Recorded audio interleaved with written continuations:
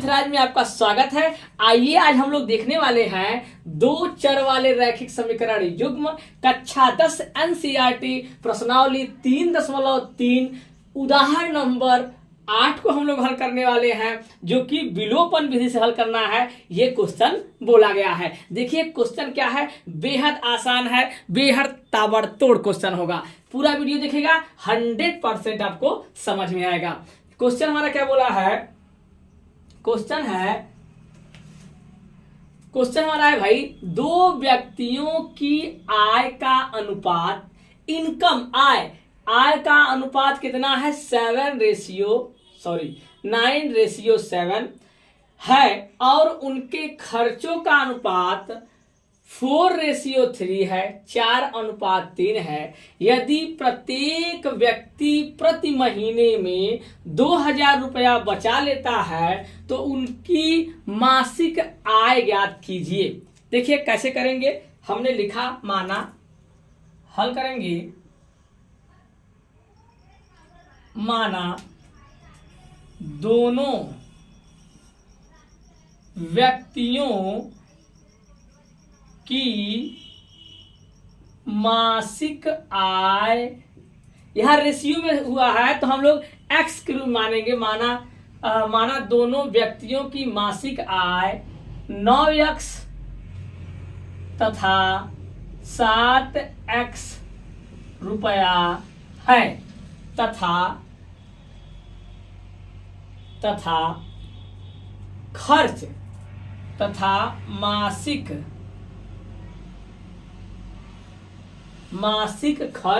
खर्च कितना है भैया, मासिक खर्च 7x माने हैं तो उसको खर्च को y मान लीजिए। खर्च क्या मान लीजिए भैया, y मान लीजिए। और हमने आय को क्या माना है, x दिया है, तो 4y तथा 3y है। हमने क्या मान लिया, जो कमा रहा है भैया आय उसकी कितना है 9x, ए वाले को पहले वाले का मान लिया, दूसरे वाले का आय कितना है, कमा कितना रहा है 7x, खर्च कितना पहला वाला कर रहा है 4y और दूसरा वाला कितना खर्च कर रहा है 3y। ऐसे हम लोग रेशियो में दिया है तो हमने इसको ऐसे मान लिया, कोई समस्या नहीं, एकदम आसान तरीका से। समीकरण कर रहा है कि दोनों बचा कितने रहे हैं 2000, नाम लिखेंगे प्रश्नानुसार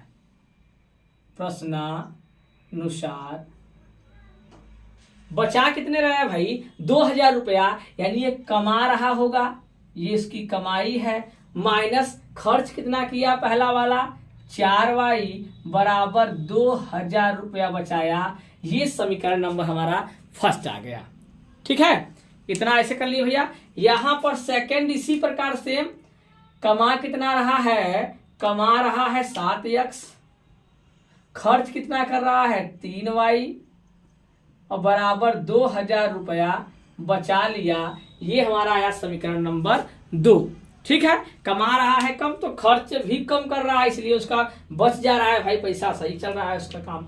अब क्या करिए, विलोपन विधि से हल करना है। विलोपन विधि में होता कैसे है सर, ध्यान से देखिए। समीकरण 1 और 2 में या तो x को विलुप्त कर दीजिए या तो y को विलुप्त कर दीजिए, यही मेथड है। या x वाला कट जाए या y वाला कट जाए, ऐसा आप चाहे डिवाइड करें चाहे ऐसा आप कुछ मल्टीप्लाई करें। तो हम लोग देखते हैं, या तो इसको बराबर कर दें या इन दोनों को बराबर कर दें। तो हम चाहते हैं इन दोनों को बराबर कर दें, क्यों, क्योंकि यहां गुणा करना आसान दिख रहा है। तो लिखेंगे समीकरण 1 में कितना गुणा करें, अगर इसमें हम लोग सब 3 गुणा कर दें और इसमें 4 गुणा कर दें, दोनों क्या हो जाएगा, बराबर हो जाएगा, आराम से हो जाएगा। समीकरण 1 में 3 से तथा समीकरण 2 में 4 से गुणा करने पर, ऐसा हम लोग यहां पर लिख देंगे। समीकरण 2 में 4 से और समीकरण 1 में 3 से हम लोग क्या कर रहे हैं, गुणा कर रहे हैं। इसको थोड़ा सा दूसरे रंग से लिख देते हैं जिससे बढ़िया से क्या हो दिखाई दे। ठीक, 3 से और 4 से गुणा करेंगे, करिए गुणा करेंगे, हम 3 से अब दोनों पक्ष में करना है तो कितना हो जाएगा, 3 9 27 हो गया।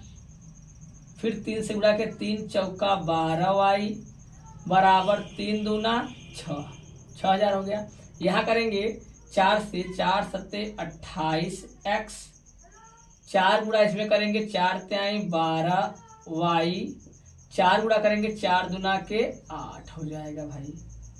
क्या करेंगे सर, घटाने पर क्या करेंगे भैया, घटाने पर यहाँ आप लिख दीजिए घटाने पर, इसी में कर दीजिएगा समीकरण 3, समीकरण 1 में 3 से, तो समीकरण 2 में 4 से गुणा करके ऐसे करके घटाने पर, तो घटाएंगे सर चिन्ह क्या हो जाएगा, बदल जाएगा। जहां प्लस रहेगा वहां पर माइनस कर लीजिएगा और जहां माइनस रहेगा वहां पर प्लस कर लीजिए। अब हम माइनस करेंगे तो -1x आएगा।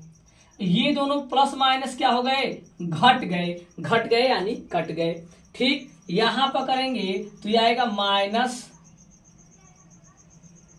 -8000 में से 6000 घट गया, 2000 आया। माइनस से माइनस क्या हो गया, कट गया।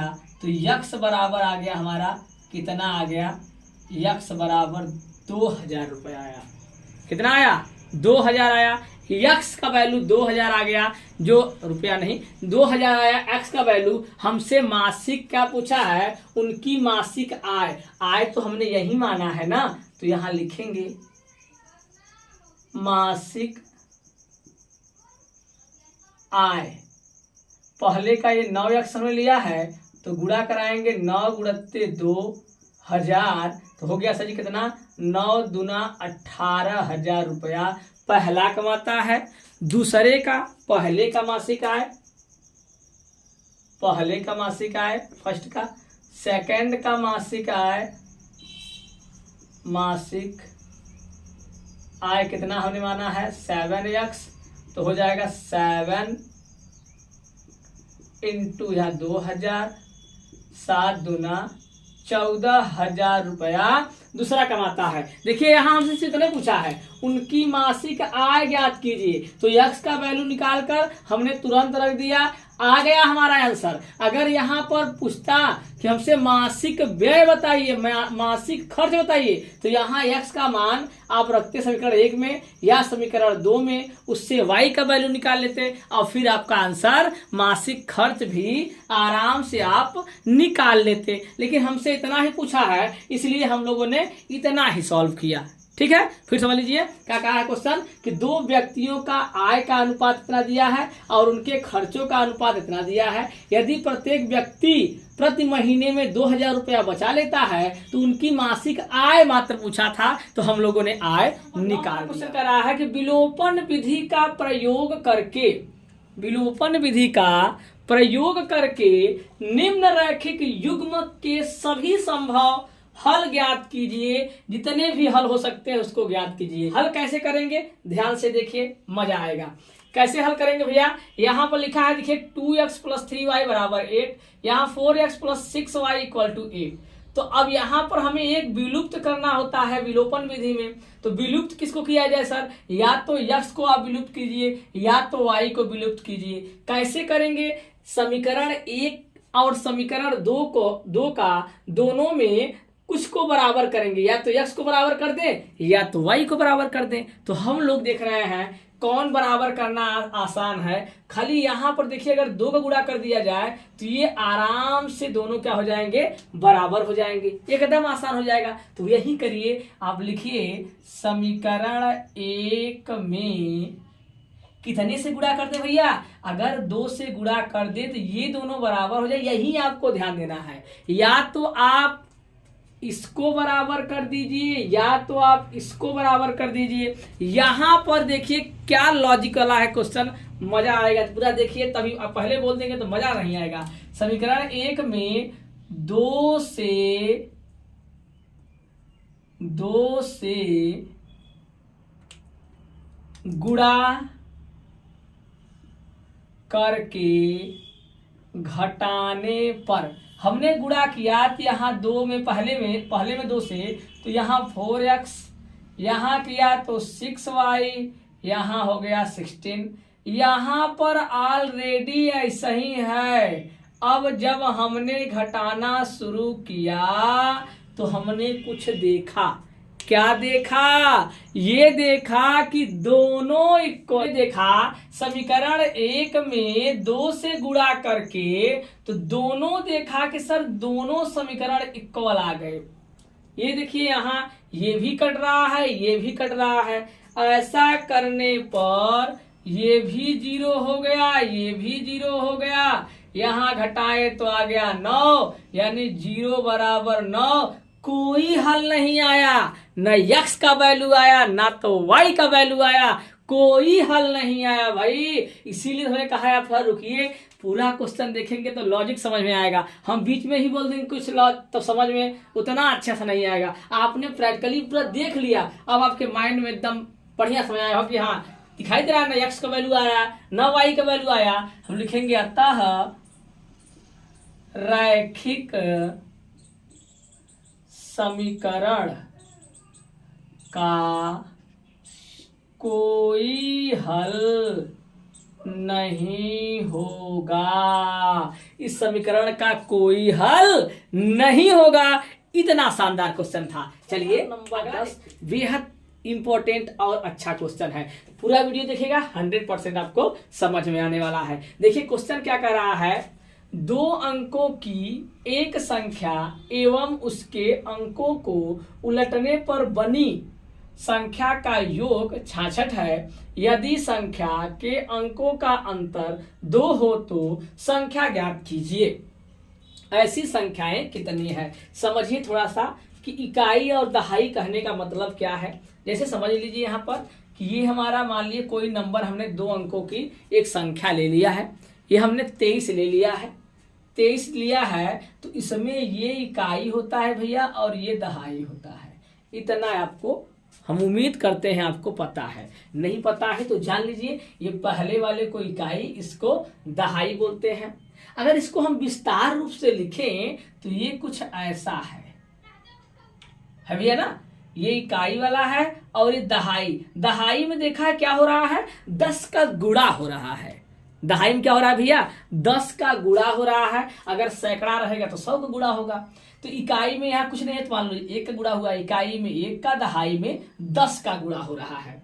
उसी प्रकार से यहाँ पर संख्या जो कहा है उसको हम इसी प्रकार से करेंगे तो एकदम आराम से आ जाएगा। देखिए अब हम लोग क्या करते हैं, हम लोग लिखते हैं कि माना यहाँ पर हल मानते हैं, माना प्रथम संख्या, माना देखिए दिखाई दे रहा है साफ साफ, ठीक है। माना प्रथम संख्या की दहाई तथा इकाई का अंक क्रमशः x तथा y है। हमने मान लिया कि जो प्रथम संख्या है उस प्रथम संख्या के दहाई तथा इकाई के अंक क्रमशः x तथा y। दहाई का अंक को हमने x मान लिया है और दहाई के अंक को x और इकाई के अंक को y मान लिया है। तो संख्या क्या बनेगी, तो प्रथम संख्या लेते हैं तो संख्या क्या प्राप्त होगी, दहाई है यानी 10 का गुणा, ठीक, और इकाई y। इतना ऐसा ही करना है, ध्यान समझिए। अभी आपने देखा था कि जब हमने 23 लिया तो इसमें दहाई वाले में 2 और +3, 10 दूनी 20 और 3 23 हो रहा था। तो यानी दहाई में 10 गुणा हुआ है तो दहाई इसको माने हैं तो दहाई में 10 का गुणा कर दिए। कोई दिक्कत नहीं होना चाहिए भाई आपको। इतना हो गया। फिर कहा है संख्या के अंकों का स्थान अगर उलट दें तो क्या बनेगा, लिखेंगे अंकों का स्थान उलटने पर बनी संख्या। जब अंकों का स्थान उलट देंगे तो क्या बन जाएगा संख्या सर, इकाई के स्थान पे दहाई, दहाई के स्थान पर इकाई हो जाएगा। तो ये हो जाएगा संख्या क्या भाई 10y प्लस x बन जाएगा। जब हम लोग उलट देंगे संख्या को तो क्या बन जाएगा, इकाई के स्थान पे दहाई और दहाई के स्थान पर इकाई हो जाएगा। ऐसा हो गया। अब कहा आगे बोला है उलट के ना संख्या, अब आगे बोला है यहाँ देखो सका दो संख्याओं की एक संख्या एवं उसके अंकों को उलटने पर बनी संख्या का योग 66 है। तो आप लिखेंगे प्रश्नानुसार। प्रश्नानुसार क्या बोल रहा है कि दोनों का योग कितना है 66 है। ये जो संख्या है ये और योग मतलब जोड़, और जो उलट कर बनी है संख्या वो उसका दोनों का योग कितना है 66 है। अब इसको करते हैं सिंप्लीफाई, हल कर लेते हैं थोड़ा सा। तो ये x 8 हो जाएगा, 10x और 1x बन गया 11x। ये 1x और 10y सॉरी 1y और 10y 11y बराबर 66। x कामन हो रहा है, सॉरी यार क्या बोल दिए, 11 कामन हो रहा है तो x प्लस वाई बराबर 66। इससे काट दिए तो x प्लस वाई बराबर 6 आ गया। ये समीकरण नंबर 1 आ गया। ये हमारा प्रथम शर्त था। ये हमारा क्या है, प्रथम शर्त है। प्रथम शर्त के अनुसार ऐसा हो गया। द्वितीय शर्त क्या कह रहा है, यदि संख्या के अंकों का अंतर 2 हो, संख्या के अंकों का अंतर, अंकों का जो हमने अंक माना है x और y, अंक क्या माना है मैंने x और y माना है, तो उसका अंतर। तो द्वितीय शर्त हमारा लिखेंगे, द्वितीय शर्त हमारा क्या कह रहा है, अंकों का अंतर, अंतर यानी माइनस घटाना, x माइनस वाई बराबर कितना कहा है 2 दिया है तो 2 लिख दिए। ठीक है, दिखाई दे रहा है यहां तक। ठीक, ये समीकरण नंबर हमारा 2 बन गया। बस इतना हो गया। अब आप लिखेंगे क्या भाई, अब लिखेंगे यहां पर समीकरण 1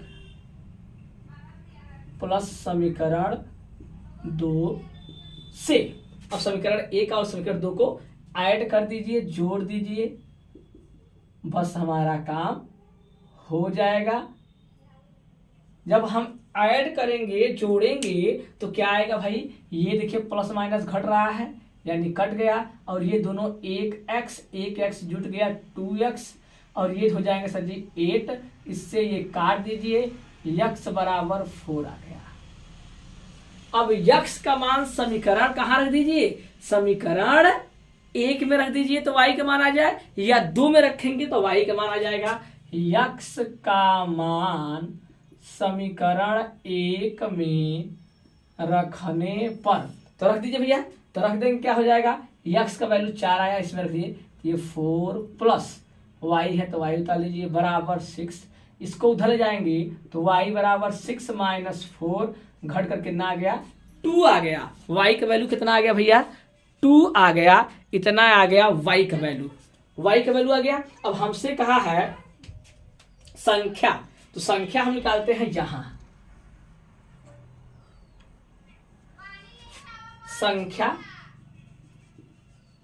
संख्या पहला संख्या क्या है, यही संख्या है 10x प्लस वाई।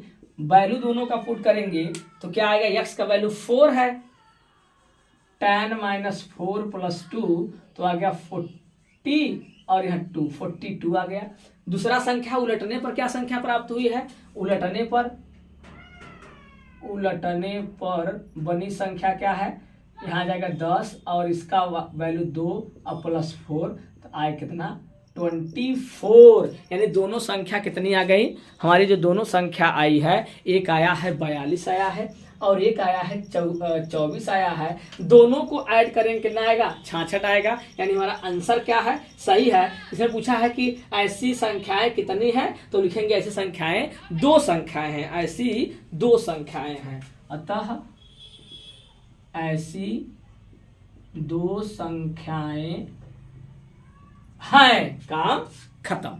चलिए ठीक है, समझ आया होगा। चलिए मिलते हैं नेक्स्ट वीडियो में, तब तक आप हंसते रहिए, मुस्कुराते रहिए, जय हिंद, जय भारत।